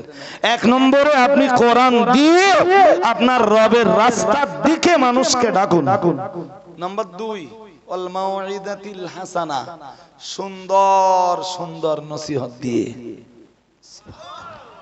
আরেকটু তা কোরআনেই তো অনেক সুন্দর সুন্দর নসিহত আছে, আছে না নেই? আর কোরআনে তো আল্লাহ বলেছেন নাহনু নাকুসু আলাইকা আহসানাল কাসাস, সূরা ইউসুফ, একদম সূরা ইউসুফের প্রথম দিকে এই অংশ পাবেন আপনি। কি পাবেন? নাহনু নাকুসু আলাইকা আহসানাল কাসাস। ও নবী, আমি তো আপনাকে শোনাবো খুব সুন্দর সুন্দর কিছু ঘটনা। আরেকটু, সেই ঘটনা কোরআনের ভেতরে না বাইরে? জোর করে বলে না। এছাড়া হাদিসেও কিছু নবী সুন্দর সুন্দর ঘটনা আমাদেরকে শুনিয়েছেন না শোনাননি? কথা বলে না? হ্যাঁ, এই সুন্দর সুন্দর নসিহত গুলো দিয়ে নবী আপনি মানুষকে ধর্মের দিকে ডাকুন। আরেকটু মন খুলে, এটা অপশন নাম্বার 2। এই দুটো অপশনকে ইউজ করার পরেও যদি মানুষ পথে না ফেরে, যেগুলো না ফেরবে, ও নবী এবার আপনার কাজ ওয়াজাদিলহুম বিল্লাতি হিয়া আহসান, উত্তম পদ্ধতিতে আপনি এবার ঝগড়া করুন। আমার কথা বুঝতে অসুবিধা হচ্ছে? হ্যাঁ, মুফতি সাহেবের অনেকে ঝগড়াটে বলে, আর আমার তো নাম বেজেই আছে মার্কেটে যে আমি ঝগড়া বাঁধাই। দুই এক জায়গায় গেলি বলে হুজুর এখান যেন ঝগড়া বাঁধা নিওয়াজ করবেন না। তাহলে ও ভাই ঝগড়া বাঁধা নিওয়াজ কি সে জানি না তো। আর সত্যি সত্যি ঝগড়া কি করে করতে আমি জানি না, আমার লাইফে আমি ঝগড়া করতে পারি না। কিন্তু উপায় তো নেই, হক জিন্দা রাখবার জন্য ঝগড়া তো করতেই হবে। আগে দুটো অপশন দিয়ে যখন হলো না, তাহলে কোরআনুল কারীমের বিধান অনুযায়ী থার্ড অপশনটাকে আমাকে তো বেছে নিতেই হবে। উদউ ইলা সাবিল রাব্বিকা বিল হিকমাতি ওয়াল মাউইদাতিল হাসানাতি ওয়াজাদিলহুম বিল্লাতি হিয়া আহসান। আল্লাহ পাক রব্বুল আলামিন বললেন, ও নবী, ঝগড়া আপনি বাঁধাবেন, তবে আপনার ঝগড়া হবে মার্জিত ঝগড়া। আপনার ঝগড়ার ভিতরে থাকবে শালীনতা, আপনার ঝগড়া কখনো শালীনতা ছাড়িয়ে যাবে না, আপনার ঝগড়ার ভিতরেও থাকবে বিনয়তা। ও মুসলমান বাবাজিরা, আর মুহাম্মাদুর রাসূলুল্লাহ সাল্লাল্লাহু আলাইহি ওয়াসাল্লাম तमाम জীবন তো তাই করেছেন। ইহুদিদেরকে ডাক দিয়েছেন ইনসাফের পথে, আদালতের পথে, ন্যায়ের পথে, সত্যের পথে। না না না না না, বারংবার দাওয়াত দিয়েও যখন ওদেরকে ফেরানো যায়নি, বারংবার দাওয়াত দিয়েও যখন ওদেরকে বোঝানো যায়নি, ও বাবাজিরা ভাইরা, সুন্দর সুন্দর নসিহত দিয়ে ওদেরকে যখন বোঝানো যায়নি, প্রিয় নবী মুহাম্মদুর রাসূলুল্লাহ সাল্লাল্লাহু আলাইহি ওয়াসাল্লাম তখন ওদের সাথে ঝগড়া করতে বাধ্য হয়েছেন। ও বাবাজিরা ভাইরা, ঝগড়ার হাতিয়ারটাও আমার আল্লাহ আমার রাসূলের হাতে তুলে দিয়েছেন। আল্লাহ পাক রব্বুল আলামিন জানিয়েছেন, ওয়াকালাতিল ইয়াহুদু উযাইর ইবনুল্লাহ ওয়াকালাতিন নাসারাল মাসীহ ইবনুল্লাহ। ও নবী, আমি আল্লাহ পাক রব্বুল আলামিন বলছি, আমি আল্লাহ পাক আপনাকে ঘোষণা দিচ্ছি, ইহুদিরা বলে ওজায়ের আল্লাহর বেটা, খ্রিস্টানরা বলে ঈসা আল্লাহর বেটা, ঈসার মা আল্লাহর বিবি। ও আমার নবী, আমি আল্লাহ আপনাকে বলে দিলাম, আপনি तमाम পৃথিবীর মানুষকে বলে দিন, तमाम পৃথিবীর মানুষের কাছে এই বার্তাটা পৌঁছে দিন, কুল হুয়াল্লাহু আহাদ আল্লাহুস সামাদ লাম ইয়ালিদ ওয়া লাম ইউলাদ। ও নবী, আপনি এই বার্তাটা तमाम ওয়ার্ল্ডের কাছে পৌঁছে দিন, तमाम পৃথিবীর মানুষের কাছে পৌঁছে দিন, এই বার্তাটা আপনি পৌঁছে দিন নবী। আমি আল্লাহ ঘোষণা দিচ্ছিলাম, ইয়ালিদ ওয়া লাম ইউলাদ, আল্লাহ কাউকে জন্ম দেননি। সুতরাং ওরা যারা বলছে ওজায়ের আল্লাহর বেটা, ওদের দাবিটা চূড়ান্ত মিথ্যা দাবি। ওরা যারা বলছে ঈসা আল্লাহর বেটা, ওদের দাবিটাও চূড়ান্ত মিথ্যা দাবি। আমি আল্লাহ পাক রব্বুল আলামিন বলছি, লাম ইয়ালিদ, আমি আল্লাহ তো কাউকেই জন্ম দেয়নি। আর একটু মন খুলে বলেন, ঝগড়া না করলে এবার এই জিনিস প্রতিষ্ঠিত হবে? আরে হ্যাঁ না বলবেন তো? হ্যাঁ, ওই কারণেই একবার বলেছিলাম যে যুগে যুগে যুগে যুগে হক প্রতিষ্ঠিত হয়েছে ইলমুল জিদালের ভিতর দিয়ে, ইলমুল মুখ মুকাসামার ভিতর দিয়ে ঝগড়া ছাড়া পৃথিবীতে নেই, কখনো জিন্দা হয়নি। আজও ধর্মের নামে দেশ জুড়ে যারা ভণ্ডামি চালাচ্ছে, যদি ঝগড়া না করা হয় হক প্রতিষ্ঠিত হবে। কথা কি বুঝতেছেন? তাহলে আজকের এই মুরারিসার এই মসজিদ সংলগ্ন ময়দান থেকে একটা মেসেজ নিয়ে বাড়ি যান, যে হকের জন্য ঝগড়া করতে হতে। আরে ভাই, ইসলামের জন্য ঝগড়া নেই তো জিহাদ কেন?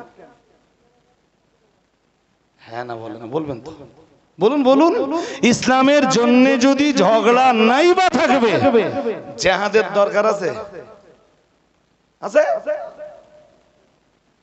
মৌখিক এই ঝগড়াটা হলো জিহাদের ফার্স্ট স্টেপ। জিহাদের, হ্যাঁ, নবীজি নিজে বলতেছেন জিহাদ তো জবান দিয়েও করা যায়, তলোয়ার দিয়েও করা যায়। সুবহানাল্লাহ বলেন। আরেকটু মন খুলে বলুন।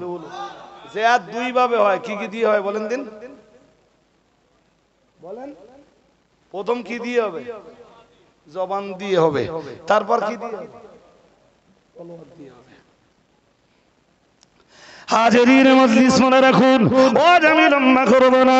কোরআনুল কারীমের ভিতরে ইলমুল মুকাসামা রয়েছে, ইলমুল মুজাদালা রয়েছে, ইলমুল জিদাল রয়েছে, কিংবা ইলমুল জাদাল রয়েছে বলেই তো মহান আল্লাহ জানিয়েছেন 29 পারা সূরাতুল জিন্নের ভিতরে মহান আল্লাহ জানিয়েছেন মাত্তাখাযা সাহিবাতাও ওয়ালা ওয়ালাদা। আপনাদের মনে রয়েছে আমি বলেছিলাম খ্রিস্টানরা বলে ঈসা আলাইহিস ঈসা আলাইহিস সালাম আল্লাহর বেটা, ওয়া ইন্না উম্মাহু লাসাহিবাতুল লাহু। আর ঈসা আলাইহিস সালামের জননী, ঈসা আলাইহিস সালামের মা হলেন আল্লাহর বিবি। ও বাবাজিরা ভাইরা, প্রিয় নবী মুহাম্মদুর রাসূলুল্লাহ সাল্লাল্লাহু আলাইহি ওয়াসাল্লামের বিশ্ব নবীর কাছে কোরআনের আয়াত নাযিল হচ্ছে। আল্লাহ পাক নাযিল করছেন মাত্তাখাযা সাহিবাতাও ওয়ালা ওয়ালাদা। হে নবী, খ্রিস্টানরা তো বলে বেড়ায়, খ্রিস্টানরা তো এই বার্তা প্রচার করে, খ্রিস্টানরা জনগণকে এই মেসেজ দেয় ঈসার মা আল্লাহর বিবি। আমি আল্লাহ পাক রব্বুল আলামিন বলছি, আপনি तमाम বিশ্বজাহানের কাছে পৌঁছে দিন, तमाम দুনিয়ার মানুষের কাছে এই মেসেজটা পৌঁছে দেন মাত্তাখাযা সাহিবাতাও ওয়ালা ওয়ালাদা। আপনি এই মেসেজটা পৌঁছে দেন, আমার আল্লাহ স্ত্রী রূপে কাউকে গ্রহণ করেননি। আরেকটু আওয়াজ দিয়ে বলেন, এগুলো আকীদা। এগুলো কি? এগুলো কি? আকীদার সাথে কোনো আপোষ, জোর করে বলেন, চলে? চলে না। হাজিরিনে মজলিস, বলতে বলতে অনেক দূর চলে এসেছি। চলুন বিষয়টা এবার ক্লিয়ার করে দেই, বিষয়টা এবার বুঝিয়ে দেই। মহান আল্লাহ জানিয়েছেন সূরা ইখলাসের ভিতরে, আমি আগেই বলেছি আল্লাহ পাক রব্বুল আলামিনের নিজের দুরন্ত পরিচয়টা পাওয়া যায়। আল্লাহ পাকের দুরন্ত পরিচয়টা পাওয়া যায়, সুন্দর পরিচয়টা, অতি সুন্দর পরিচয়টা পাওয়া যায় সূরা ইখলাসের ভিতরে। আর আল্লাহ পাক রব্বুল আলামিন বললেন লাম ইয়ালিদ ওয়া লাম ইউলাদ। আল্লাহ কাউকে জন্ম দেননি, আল্লাহকে কেউ জন্ম দেয়নি। তার মানে আল্লাহর কোনো ছেলেও নাই, আল্লাহর কোনো মেয়েও নাই, আল্লাহর কোনো পিতাও নাই, আল্লাহর কোনো মাতাও নাই। আর একটু মন খুলে বলুন। এবার একটু বলেন দিন, যে কেউ যদি বলে যে আল্লাহ এই পৃথিবীতে আমাদের সব জন্ম দিয়েছে,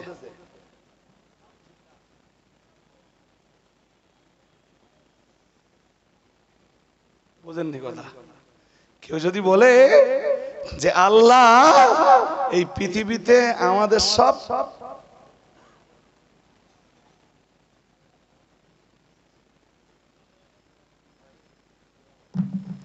আল্লাহর মা দুনিয়ার, কি বলে বাংলায়, কি বলে? আল্লাহর মা দুনিয়ার। ভুল ধরতে ধরতে ধরতে ধরতে মুফতি সাহেবের ভুল ধরতে, শুনছেন নাকি? এমন মার আল্লাহ দিয়ে দিলে, বলে ফেললে আল্লাহ সব আমাকে জন্ম দিয়েছে। নাউজুবিল্লাহ। একটু জোর করে বলেন। মানে মানে মানে মানে এইটা আল্লাহ পুরো জেহালাতি ফাঁস করে দিচ্ছে এবার, যে জনগণ বুঝুক যে সূরা ইখলাসের বাংলা মানেটাও পড়িনি। হ্যাঁ না বলেন? এর কাছে কোরআন আছে? হ্যাঁ না কিছু বলতেছে? আরে বাবা যেটাই বলতেছে আল্লাহ সব আমাদের জন্ম দেছে, এর কাছে কোরআন আছে? এর শ্রোতাদের উপায় কি?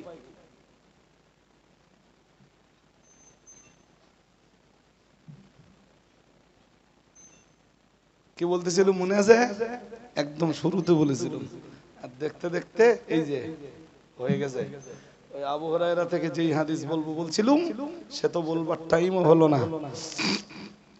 হাজিরিনে মজলিস মনে রাখুন, আল্লাহ জেহালাতি ফাঁস করে দেন, আল্লাহ পাক ভণ্ডামি ফাঁস করে দেন, আল্লাহ ধূর্তুমি ফাঁস করে দেন, অতি চালাকি করলে সেটাও আল্লাহ ফাঁস করে দেন। হাক্কানি রব্বানি আলেমদেরকে জাহেল বললে ও ভাইরা আমার এক সময় নিজের জেহালাতি ফাঁস হয়ে যায়। এটাই হলো তার দুরন্ত এক দৃষ্টান্ত। আমি আপনাকে বলে বোঝাচ্ছিলাম, নবী মুহাম্মদুর রাসূলুল্লাহ সাল্লাল্লাহু আলাইহি ওয়াসাল্লাম জানিয়েছেন, ওরা আলেমের জায়গায় জাহেলদেরকে যখন ধর্মীয় নেতার আসনে বসিয়ে দেবে, জাহেলরা ওদের এবং জাহেলরা ওদের মানে ওদের ভক্তরা ওই জাহেলদের কাছে যখন ফতোয়া জিজ্ঞেস করবে, রাসূলুল্লাহ জানিয়েছেন ফাফতাও বিগাইরি ইলমিন, জ্ঞান ওদের থাকবে না, যোগ্যতা ওদের থাকবে না, ইলম ওদের থাকবে না, কিন্তু ওরা পিঠ বাঁচানোর জন্য জনগণ যেহেতু আল্লামা বলে জিন্দাবাদ দিয়েছে, যাতে 3 পাস জনগণ আল্লামা বলে জিন্দাবাদ দিয়েছে, এখন যদি ফতোয়া না দিতে পারি আমার আল্লামা নামের এই পরিচিতি নষ্ট হয়ে যাবে। যাতে এমন জাহেল কোরআনুল কারীমটা বিশুদ্ধভাবে তেলাওয়াত করা তো বহু দূরের কথা, কোরআনুল কারীমের শব্দটাই উচ্চারণ করতে পারে না ঠিকঠাক। ও বাবাজিরা ভাইরা, তাদেরকে যদি বড় বড় আল্লামা, বড় বড় হাক্কানি রব্বানি আলেম নামে জিন্দাবাদ দিয়ে স্টেজে বসিয়ে দেওয়া হয়, তাদের কাছেই যদি ফতোয়া জিজ্ঞেস করা হয়, আল্লাহ পাকের রাসূল জানিয়েছেন জ্ঞান ওদের থাকবে না, যোগ্যতা ওদের থাকবে না, এরপরও ওরা জাতিকে ফতোয়া দেবে ওদের আসন বাঁচানোর জন্য, ওদের চেয়ার বাঁচানোর জন্য, ওদের ভক্ত অনুরাগ বাঁচানোর জন্য। মুহাম্মদুর রাসূলুল্লাহ সাল্লাল্লাহু আলাইহি ওয়াসাল্লাম জানিয়েছেন, আর এর বাস্তব ফলাফল হবে ফাদাল্লু ওয়া আদাল্লু, ওরা নিজেরা ফতোয়া দিয়ে নিজেরা জাহান্নামের রাস্তা ধরে নেবে, আর ওদের ফতোয়া নিয়ে যারা চলবে মানে ওরাও জাহান্নামের রাস্তাটাই পাবে। ও বাবাজিরা ভাইরা, আমি বলতে বলতে অনেক দূর চলে এসেছি। একদম শুরুতে বলেছিলাম প্রিয় নবী মুহাম্মদুর রাসূলুল্লাহ সাল্লাল্লাহু আলাইহি ওয়াসাল্লাম বিশ্ব নবীর প্রিয় সাহাবী হযরত আবু বকর থেকে, হযরত আবু বকর সিদ্দিক রাদিয়াল্লাহু তাআলা আনহু থেকে মাত্র 142টা হাদিস বর্ণিত হয়েছে। তার একটাই কারণ, যেদিন হযরত আবু বকরের কানে এই আওয়াজটা পৌঁছে গেল, নবী আমার জানিয়ে দিয়েছেন মান কাযাবা আলাইয়া মুতাআম্মিদান ফালইয়াতাবাওয়া মাকআদাহু মিনান নার, কেউ যদি ইচ্ছাকৃত একটা মিথ্যা আমার উপরে চাপিয়ে দেয়, এমন মিথ্যা যা আমি রাসূলুল্লাহ বলিনি, নিজে নিজে বানিয়ে যদি কেউ আমার উপরে কোনো মিথ্যা চাপিয়ে দেয়, সে যেন জাহান্নামের একটা সিট রিজার্ভ করে নিল। বলুন নাউজুবিল্লাহ। এই হাদিস, এই মেসেজ, এই বার্তাটা যখন হযরত আবু বকরের কানে চলে এলো, হযরত আবু বকরের কাছে অনেক হাদিস সংরক্ষিত ছিল, কিন্তু হযরত আবু বকরের কলিজায় ডর তৈরি হলো, ভয় তৈরি হলো, কে জানি রাসূলুল্লাহর জবানি মোবারকের কোন হাদিস বলতে যে যদি কোন জায়গায় কোন শব্দের ঘাটা বাড়া হয়ে যায়, যদি হয়ে যায়, তাহলে আমি আবু বকর আল্লাহর রাসূলের ওই হাদিস অনুযায়ী আমি দায়ী হয়ে যাই কিনা, আমি দায়বদ্ধ হয়ে যাই কিনা। আল্লাহ পাকের নবীর যেখানে বলেছেন আমার উপরে কেউ মিথ্যা কথা চাপিয়ে দিলে, আমি যে কথা বলিনি বলবার সময় কেউ যদি ওই কথা আমার বলে চাপিয়ে দেয়, সে জাহান্নামে জাহান্নামের সিট নির্ধারণ করে নিল হযরত আবু বকর রাদিয়াল্লাহু তাআলা আনহু শুধু এই একটা হাদিসের ভয়ে তার কাছে সুরক্ষিত থাকা হাদিসগুলোকে তিনি বয়ান করা বন্ধ করে দিলেন যে হাদিসগুলোর ব্যাপারে তিনি পুরো দৃঢ় বিশ্বাসী ছিলেন দেখে দেখে দেখে দেখে ওই রকম 142টা হাদিস বয়ান করেছেন আর একটু মন খুলে বলেন আজকে কোন যুগে পৌঁছে গেছি হ্যাঁ যে যুগে হাদিসের নামে এমন বার্তা প্রচার করা হয় হাদিসের নামে জাতির কাছে এমন মেসেজ পৌঁছে দেওয়া হয় ও বাবাজিরা ভাইরা যে বার্তাগুলো বুখারীর সঙ্গে মেলে না মুসলিমের সাথে মেলে না আবু দাউদের সাথে মেলে না নাসাইর সাথে মেলে না তিরমিজির সাথে মেলে না ইবনে মাজাহর সাথে মেলে না মুআত্তায়ে মালিকের সঙ্গে মেলে না মুসনাদে আহমদের সঙ্গে মেলে না শরহ মাআনিল আসারের সঙ্গে মেলে না রিয়াদুস সালিহিন সঙ্গে মেলে না মিশকাতুল মাসাবির সঙ্গে মেলে না মাসাবিহুস সুন্নাহর সঙ্গে মেলে না আল্লাহর আকাশের নিচে আল্লাহর জমিনের উপরে কোন হাদিসের কিতাবের সঙ্গে মেলে না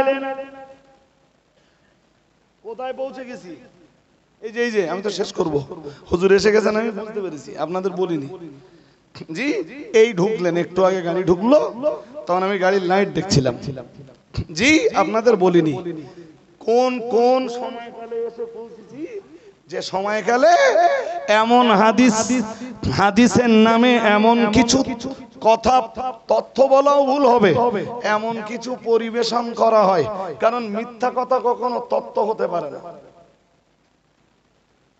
তথ্য হতে গেলে সেটা মিথ্যা মুক্ত হতে হবে এমন কিছু মিথ্যা কথা বানোয়াট কথা নিজেদের বানানো গল্প হাদিস বলে চালিয়ে দেওয়া হয় এক বিন্দু বিসর্গ কোনো ভয় বলুন আল্লাহ তাদের সম্মতি দান করুন বুঝবার ক্ষমতা দান করুন বলুন আমিন আমি বক্তৃতা বাড়বো না আর এমনি আমার সময়ও শেষ হয়ে গেছে এখন যদি বাড়ি এর ফল কি দাঁড়াবে বলেন তো লোকের হক নষ্ট করা হবে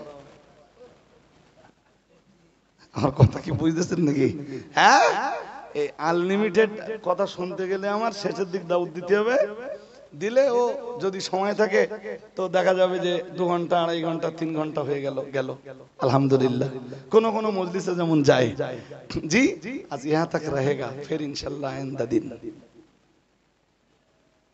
বলবো তো হুজুর বসে রেখে বলবো সমস্যা নেই তো আসসালামু আলাইকুম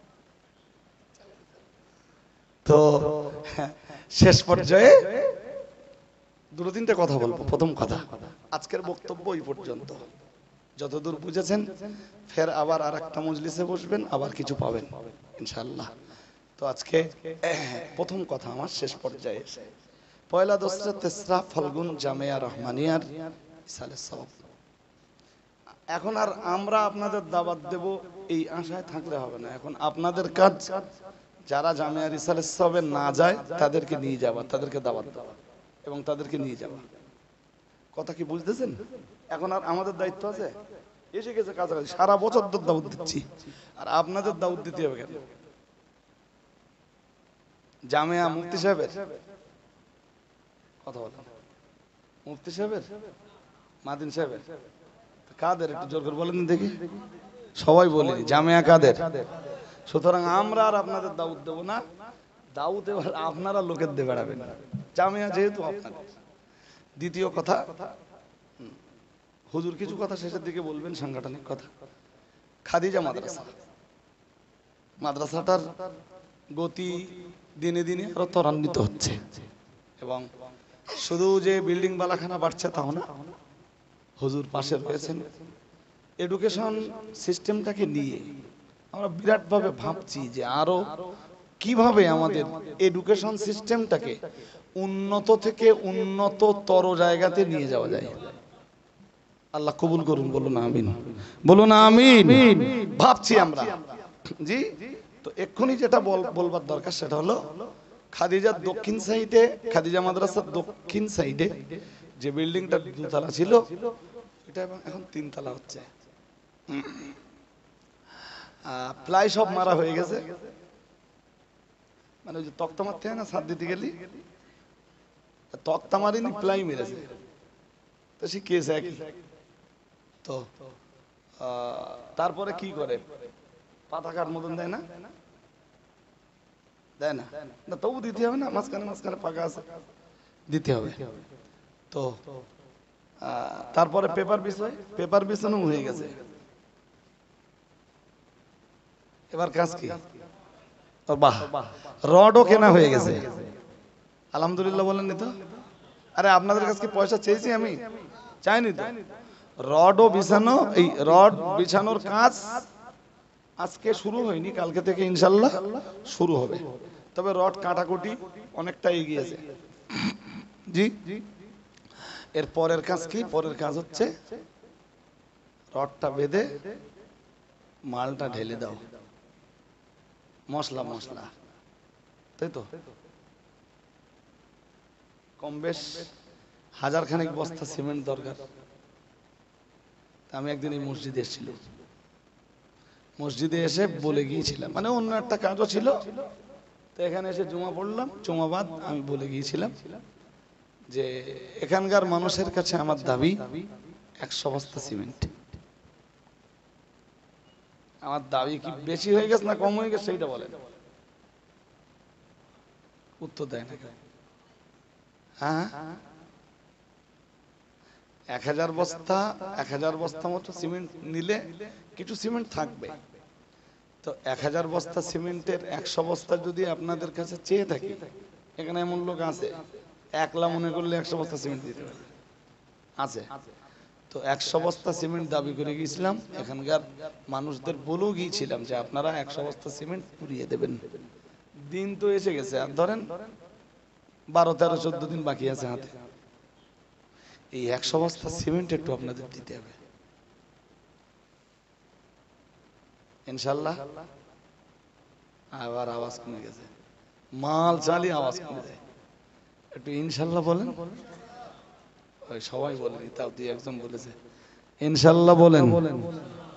যারা যারা ইনশাল্লাহ বলে সবাই এক বস্তা করে দিলে তো হয়ে যাবে। ইনশাল্লাহ বললে কি আল্লাহ আসমান থেকে প্যাকেট করে পাঠিয়ে দেবে? হ্যাঁ, এখন এই 100 বস্তা সিমেন্ট আপনারা একটু পুড়িয়ে দেন। আর প্রতিদিন তো মিস্ত্রিরাও কাজ করতেছে, তো এদের এই মজলিসে কোনো কালেকশনটা হয় না, একদম শেষ লগ্নে খাদিজা মাদ্রাসার এই রানিং কাজে সহায়তা করার জন্য কিছু পয়সা দেন, পকেটে হাত দেন, ওদের সময় লস হচ্ছে না। আর আমারও পরের মজলিস 11টায় টাইম, এদিক দেখেন হ্যাঁ করে টাইম 10টা 41 হয়ে গেছে, হ্যাঁ করে সময় চলে যাচ্ছে, তাড়াতাড়ি একজন উঠুন, একটু ঘুরুন, পকেটে একটু হাত দেন, আল্লাহর রাস্তে দেন। 100 বস্তা সিমেন্ট কারা কারা দেবেন? রহমত ভাই, আব্দুর রহমান দায়িত্ব কে নেবে? রহমত ভাই আছে তো, রহমত ভাইয়ের কাছে দেবেন। আমি 100 বস্তার কম হলেই নেবো না, বলো। আমি আপনাদের কাছ থেকে এখন ওয়াদা নিতাম, কিন্তু সময় নেই, হুজুরের সময় লস করবো না। আমার বিশ্বাস আছে যে আপনারা দিয়ে দেবেন ইনশাল্লাহ। তো 100 বস্তা সিমেন্ট দেবেন, বুক ভরা আসা। আমি বলো মোরারিসা থেকে 100 বস্তা ধরে কাজে আগাচ্ছি, এটা একটু মাথায় রাখবেন। জি, তাড়াতাড়ি আসুন, যিনি যা পারেন দেন। ভিতরে অনেকে ঘুরছে সিমেন্টের, তুমি 1 বস্তা সিমেন্ট দিতে পারবে না? কবে দেবো? ও তোমার না দাদি, ও লোক দেবেনি, হয়ে গেছে। হুজুরের সময় হচ্ছে না, এটা প্রতিষ্ঠানের কাজ, অনেক টাকা খরচ। সাদের দিন আপনারা খবর পাবেন নিশ্চয়ই, ফেসবুকে প্রচার হবে, সোশ্যাল মিডিয়াতে আমরা প্রচার করব। তবে জামিয়ার আগে আর হওয়ার সম্ভাবনা নেই, এটা বিরাট বড় হেডেক না, জামিয়া রিসালের সবটা পার করে নিয়ে করবো। এটা আমার এমনি মনের ভিতরে ছিল যে ইসালের সবটা পার করে নিয়ে 2-3 দিন বাদে ভাববো যে সাতটা করে দেওয়া যায়। তবে সিদ্ধান্তটা ইনশাল্লাহ আগে আগে নিয়ে ফেলবো। জি, সিমেন্টটা আপনারা অবশ্যই দেবেন, ত্রুটি বিচ্যুতি বেয়াদবি ক্ষমা করবেন। রহমত ভাই কই? ওই যে রহমত ভাই চেনেন তো সবাই, সিমেন্টটা ওই লোকের কাছে দেবেন আপনারা সবাই। ন্যূনতম 1 বস্তা করে যদি সবাই দেন, তবুও 100 বস্তা সিমেন্ট হয়ে যাবে, এটা আমার মনের খুব বিশ্বাস। আর মোরারিসার মানুষদের কাছে আমরা মাহরুম হব না, এটা মনের বিরাট বিশ্বাস। জি, আপনিও একদিন থাকবেন না, আমিও একদিন থাকবো না, প্রতিষ্ঠানটা থেকে যাবে। যদি কবরে শুয়ে শুয়ে তার কিছু বিনিময় পাই, আল্লাহ আমাদের দিনই সব প্রতিষ্ঠানকে কবুল করুন, বলুন আমিন। ওয়া আখিরু দাওয়ানা আনিল হামদুলিল্লাহি রাব্বিল আলামিন। দুরূদ শরীফ। আল্লাহুম্মা